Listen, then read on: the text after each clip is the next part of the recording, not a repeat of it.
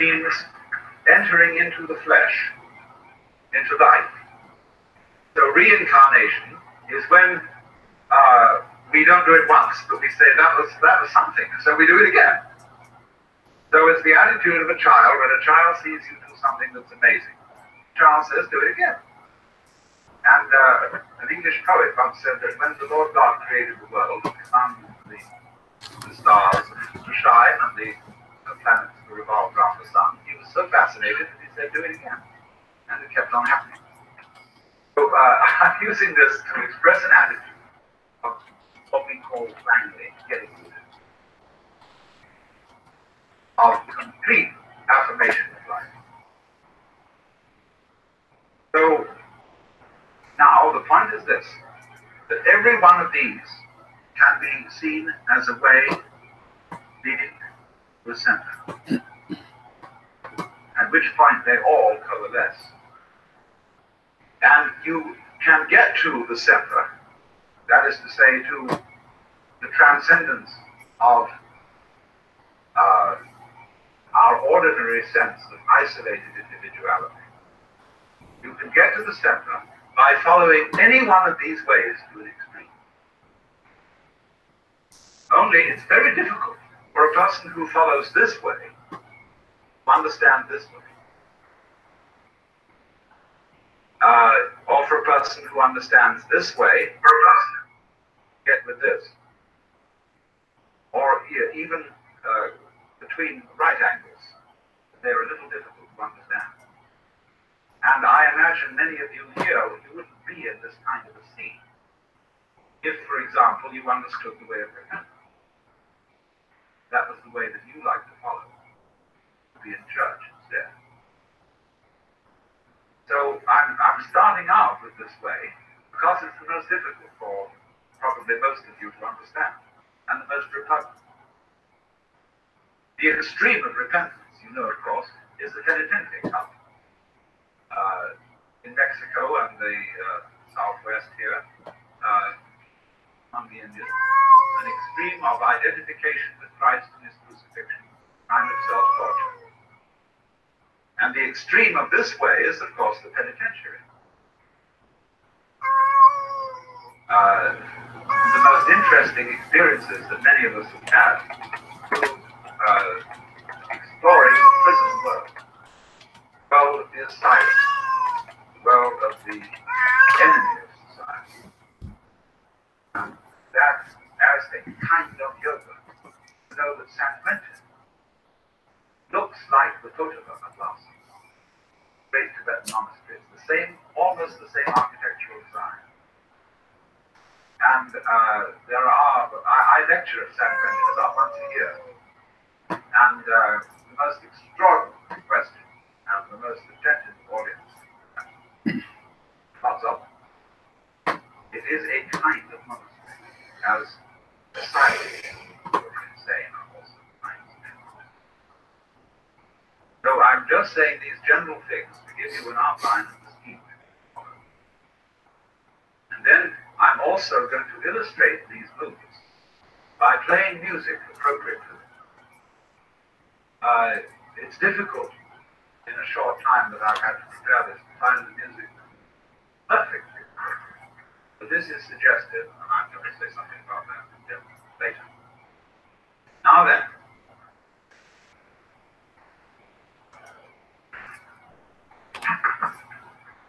let's go back to the fundamental assumption that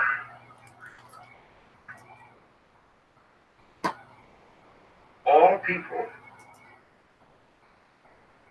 and this also includes all beings whatsoever, but we're talking mainly, of course, about human beings. All people are manifestations, disguises of the total reality behind this cosmos.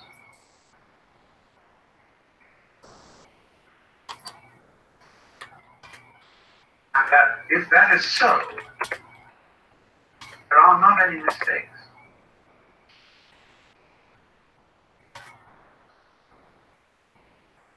you look at patterns on the phone of making waves on the seashore, you look at the outlines of mountains, the grain in wood, and the markings on marble, you notice that it never makes an aesthetic mistake.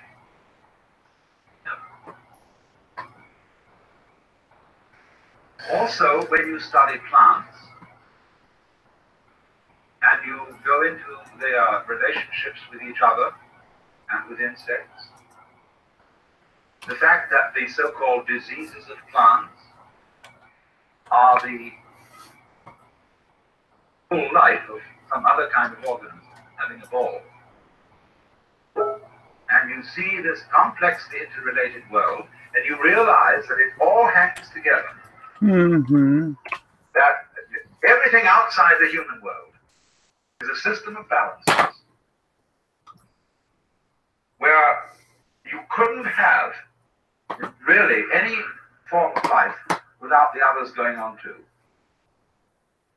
There have to be friends and there have to be enemies. Because if there aren't enemies, the friends get too prosperous. And they kill themselves by their excess of exuberance. So they're constantly being pruned by various kinds of enemy species. And what is, when you got down there and suppose you identified yourself with a certain plant, you would thoroughly object to, if you were a lettuce, to the snails eating you up. And also a person who gets identified with lettuces, you see, say somebody who grows lettuces for a living, gets mad at the snails. But actually,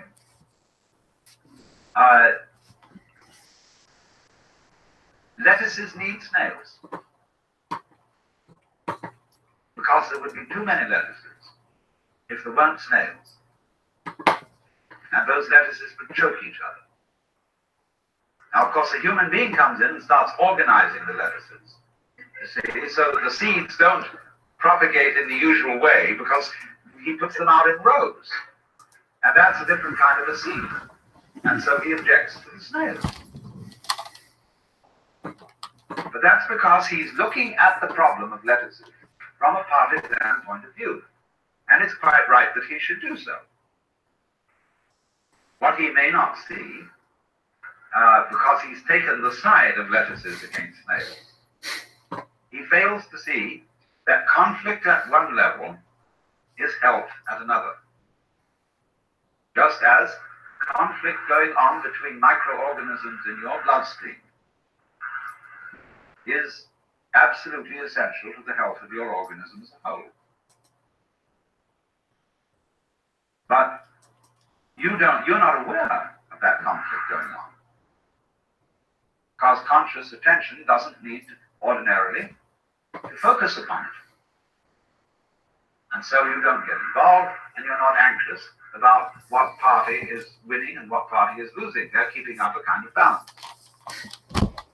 Now then, to take this a step further,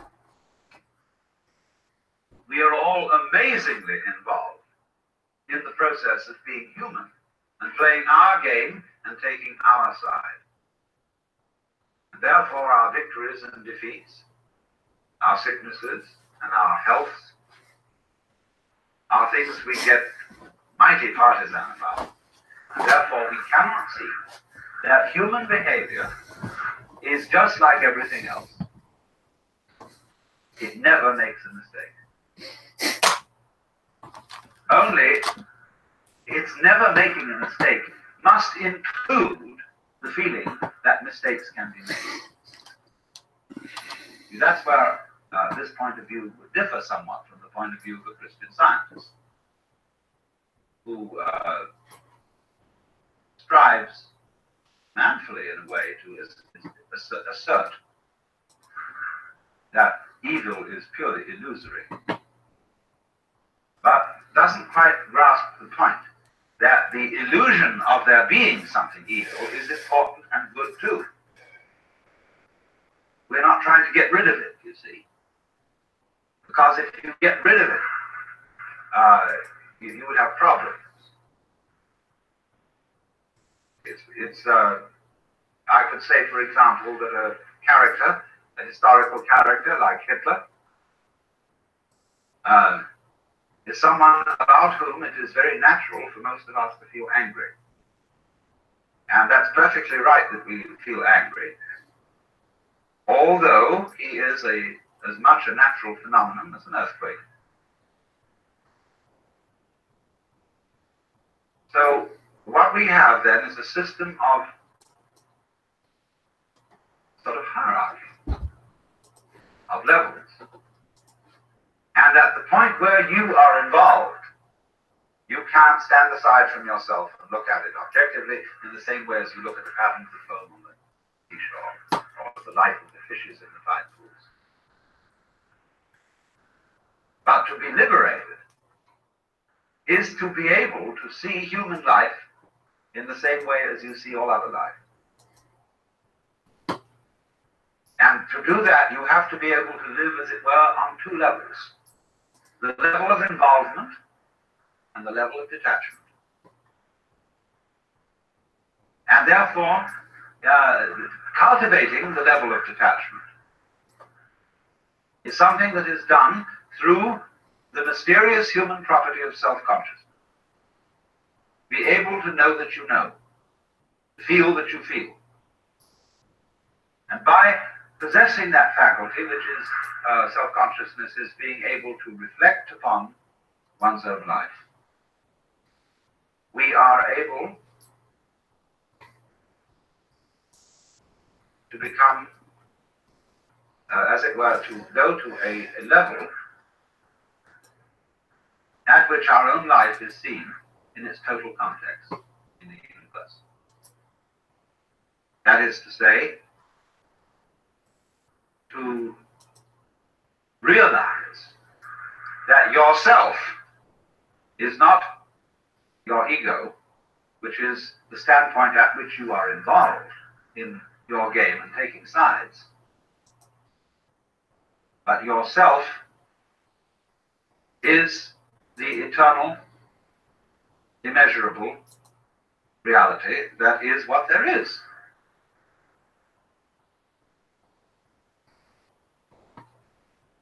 Only the difficulty here is that this capacity of self-consciousness, although it is that which enables us to awaken, is also capable of getting us into perfectly frightful messes. Into all kinds of what must be called feedback snarls, where you know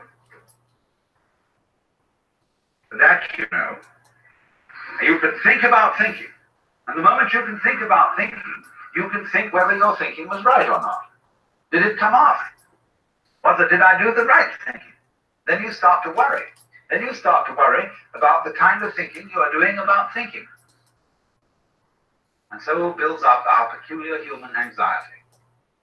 When these creatures that are not self-conscious behave, they behave spontaneously. They just go zoom, zowie, and do what they have to do. And so if it doesn't work, they die. But they don't worry about it in advance. That's that. Magnificent. See? Human beings have a faint memory, kind of archaic, sort of collective unconscious Jungian style feeling that there was a time when we didn't have to worry, when we could never be neurotic. And a great deal of religion, you see, is an attempt to regain the golden age, the paradise lost. And so it involves, as it were, an attitude of surrender. Be not anxious for the morrow, what you shall eat, what you shall drink, what clothes you will wear. Or consider the flowers of the field. They don't work, they don't spin, they don't gather into barns. And yet Solomon in all his splendor, was not clothed like one of those. And so if God clothes the grass of the field, which exists today and is thrown tomorrow into the oven, shall he not much more clothe you, faithless ones? I'm translating it myself to put it in a